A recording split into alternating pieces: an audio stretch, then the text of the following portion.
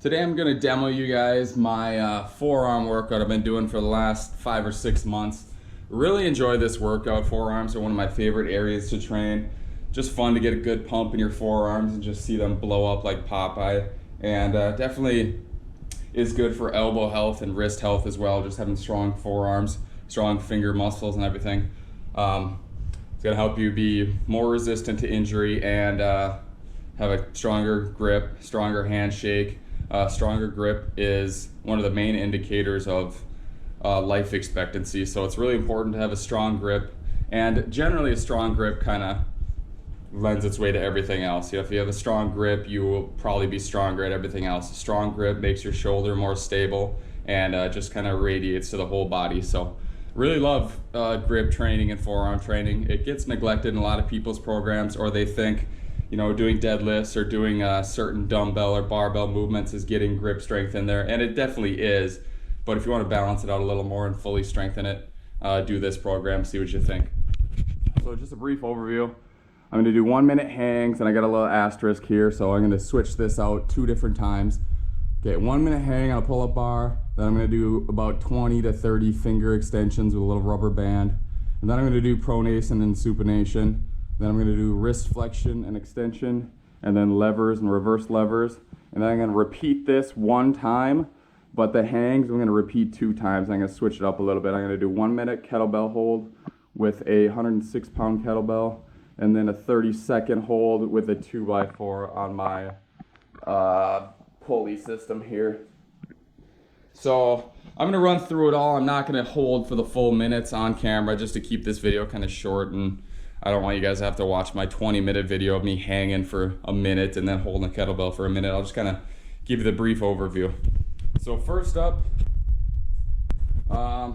just gonna hang from the pull-up bar. Dead hang for 1 minute. So I'm gonna set my timer here, grab on, make sure you're comfortable. My pull-up bar is kind of slippery, and if your hands are sweaty, that definitely makes it harder. So dry your hands off a little bit. Get in there, get the grip good, get it set in your forearms, or get it set in your hands, and then just dead hang.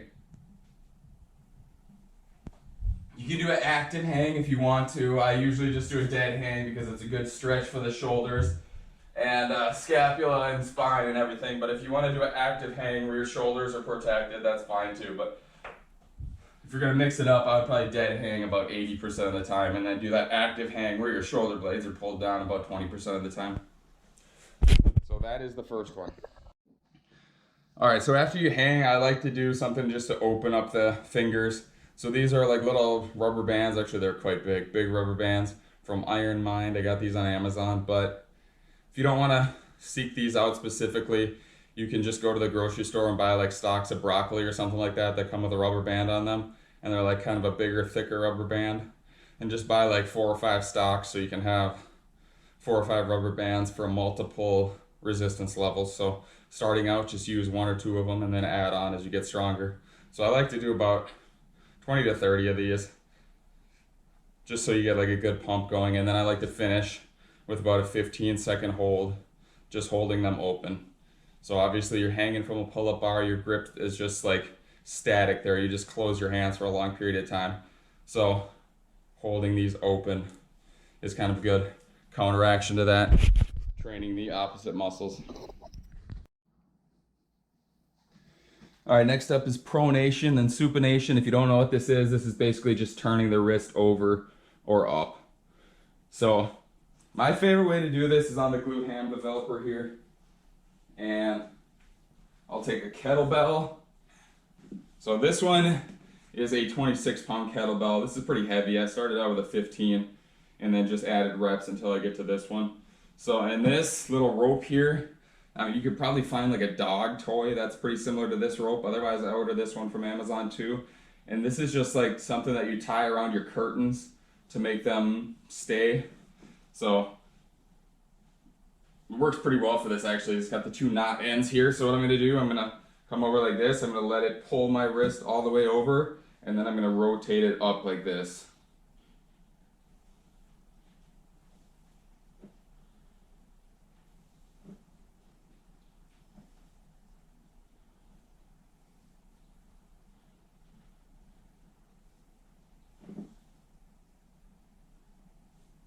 I usually do higher reps, like 12 to 15. So I'll do 12 there, and then same thing on this side.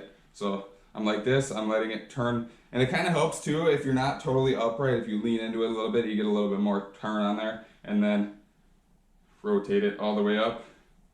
So on this version, when you come up, your biceps should be fully lengthened, and then when you come down, it should shorten.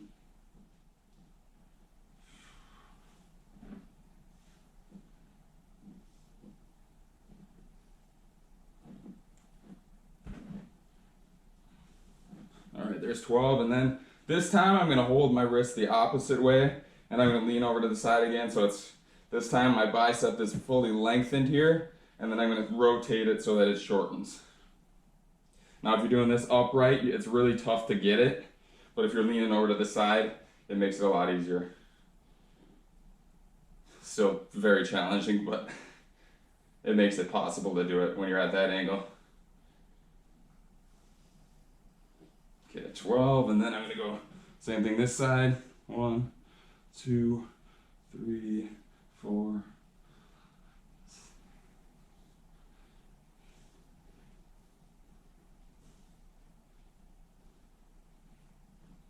All right, so if you don't have one of these, you can do it with something like a steel club or a mace or a sledgehammer or something like that. The only drawback here is it's not real hard, and it's hard at the bottom till about right here, and then there's really no weight.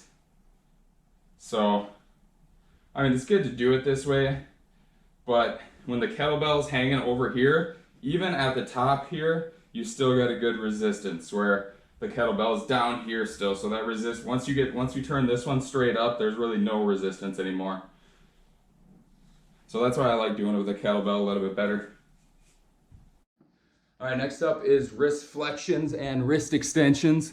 So I like to start with wrist extensions first, just because it's the harder movement. So this is gonna fatigue your forearms a little bit, so I'll start out with a weaker one. So this is just a weighted bar. It's kind of nice doing these with like a one implement, like a bar like this, because if you have two different dumbbells, there's kind of like wiggle room off to the side, so it's kind of hard to get them straight up. Sometimes they like to cave in or cave out, which actually that's kind of good for strength too, just being able to control it there. But if you're just looking to rep out and get a good pump, this is definitely the easier way to do it. So this is a 24-pound bar. And this is my favorite way to do it. You can do it standing up like this.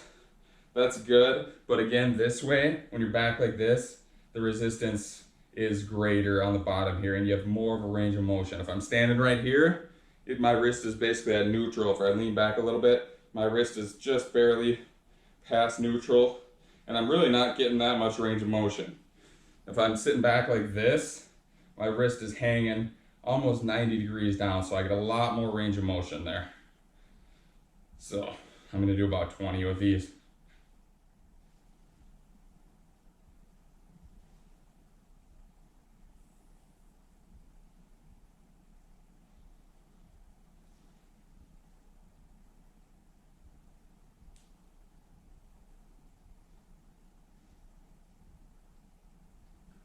Yeah, that is very challenging. All right, give myself a minute here to let the blood come out a little bit, and then I will do some wrist curls.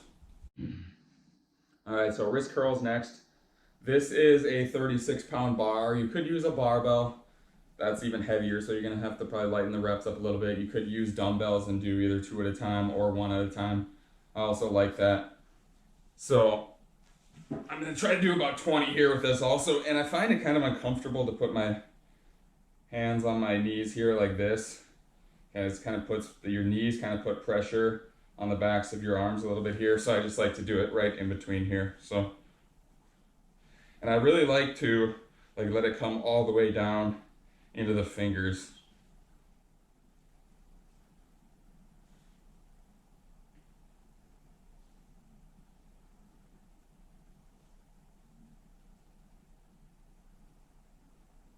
So you can see right here, I'm letting just the last part of my fingers hold it at the bottom, getting really good stretch down there at the bottom. And these are a little bit easier, so I'm gonna go to 25.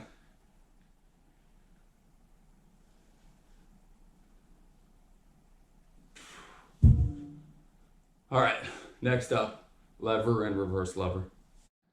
All right, so something like a mace or a sledgehammer really works good for these. Unfortunately, you can only do it one at a time, one side at a time, unless you have two maces. Also, like a steel club works really well, so that's what I do. I just got two new steel clubs, two 10-pounders, so I'm gonna do that. I'm gonna do a set of 20 here, so.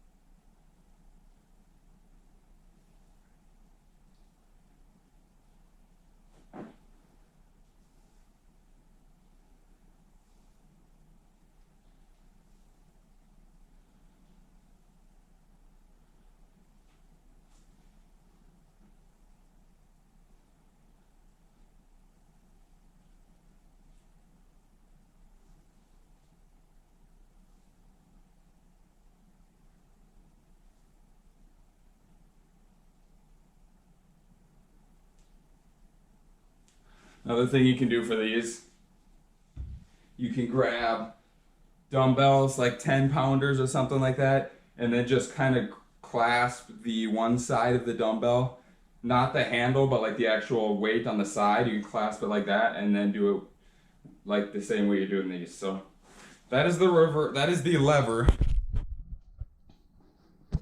And then reverse lever I will do with a maze. Reverse lever's a little bit easier. So if I were to do this with these,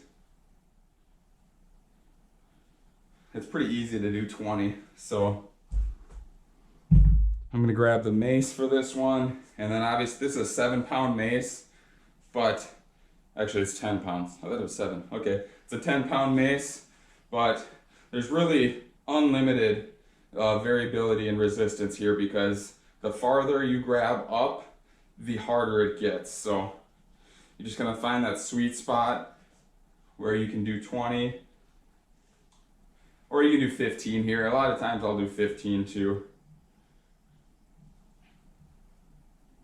I like to vary the rep ranges on these, so yeah, sometimes I'll go heavier and go 10, and then a little bit lighter and go 20 to get a little bit more pump and blood flow. I don't really ever go below 10 though, because it's not like, it's hard to work pure strength with your wrists like this. They're more of like a strength endurance muscle group.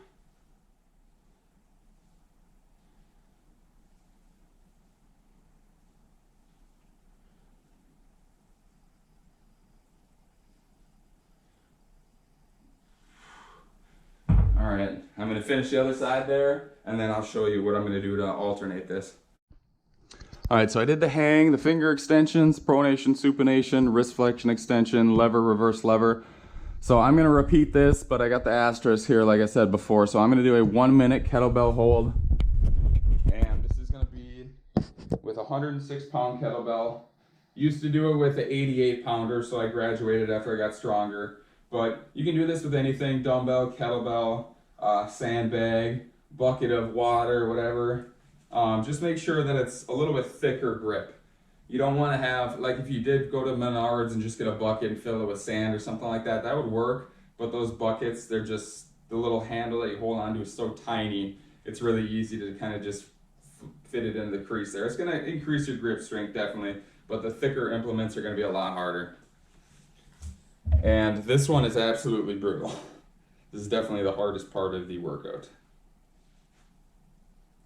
So I'm going to set my timer here. Make sure my hand is not sweaty.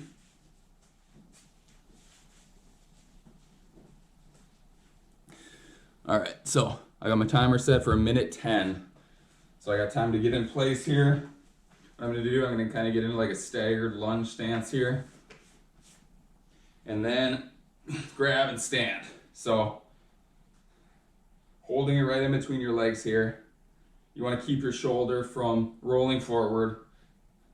And you get bonus points if you go into like a little bit of a lunge. You get like an isometric leg workout here too.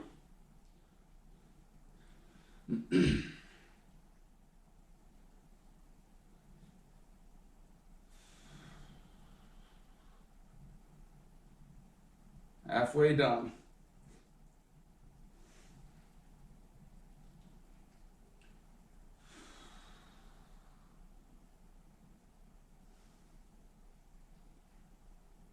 Obviously, if you want to make this easier, you can do a lighter weight. Otherwise, you can also start at like 30 seconds or 45 or whatever fits. Oh. Oh.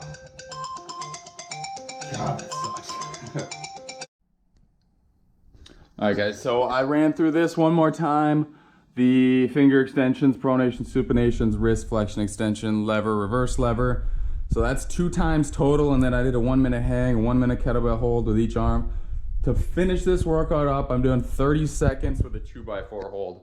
So I just went to Menards, got a 2x4, got one of those big like boring drill bits and drilled a hole in this, and then I tied a little piece of rope to here. So you could do this with just, you know, you could put it around a kettlebell or whatever, and then just hold it up like this. I really like this setup I got going here. This is a pulley system. So, and then I got this big rope on here too, which I'll also use this for holds. And then I got these little tie down straps for like ATVs. I got this carabiner here. Got this around my pull-up bar.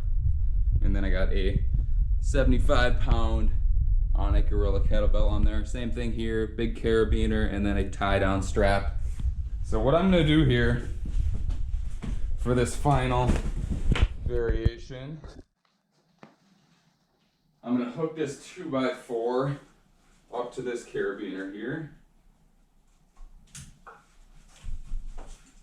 And then I can do holds here. So it's kind of like a crimp grip, or like whatever you want to call this, pinch, kind of finding out a comfortable spot on here. The nice thing about the wood is if your hands are sweaty, the wood almost like absorbs that a little bit and makes you get a little bit better grip. And then I'm just gonna lift that off the ground for 30 seconds each.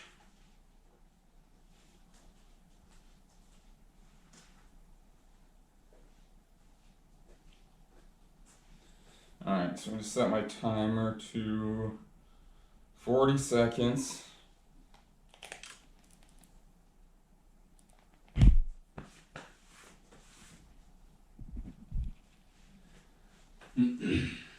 Get set up. Make sure your grip on here is really good so you don't have to adjust mid hold here. And then come back and just hold it right here.